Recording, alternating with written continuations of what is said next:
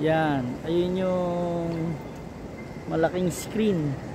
Tapos dito, yung ferry terminal, diretso yan from Hong Kong International Airport, papunta siya ng Macau. Diretso na yun, di ka na mag-exit, parang transit na lang siya papuntang Macau.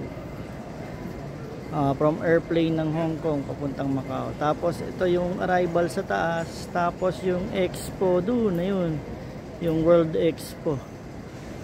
Tapos ito yan yung screen, yung Hong Kong Tourism Board.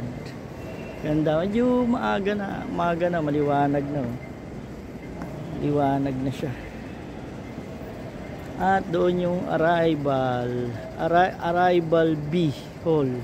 Ito kasi ay arrival A hall. So yan lang. Tapos meron din ganito. Ayan. Yung screen na pulse. No? Ganyan. Maluwag. Konti tao ngayon dito.